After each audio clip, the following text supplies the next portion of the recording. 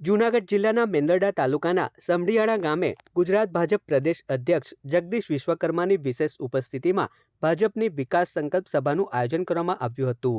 આ સભામાં આગામી સ્થાનિક સ્વરાજ્યની ચૂંટણીઓને અનુલક્ષીને કાર્યકર્તાઓ અને ગ્રામજનોને સંબોધીને ભાજપની વિકાસલક્ષી નીતિઓ વિશે ચર્ચા કરવામાં આવી હતી। આ સાથે જ સ્થાનિક સ્વરાજ્યની ચૂંટણીમાં ભાજપને પ્રચંડ બહુમતી સાથે વિજયી બનાવવા માટે કાર્યકર્તાઓનો ઉત્સાહ વધારવામાં આવ્યો હતો।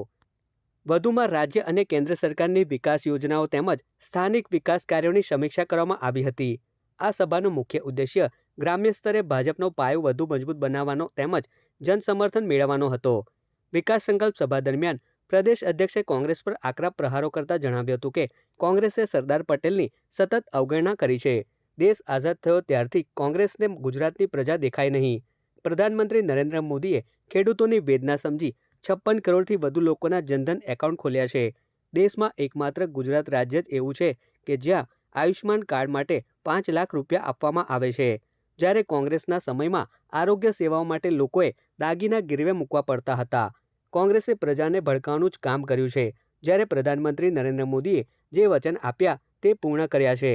સભા દરમિયાન જૂનાગઢ જિલ્લા પંચાયતના પૂર્વ પ્રમુખ હરેશ ઠુમ્મર, અરવિંદ લાડાણી સહિત ભાજપના નેતાઓ, આગેવાનો તેમજ મોટી સંખ્યામાં કાર્યકરો અને ગ્રામજનો ઉપસ્થિત રહ્યા હતા।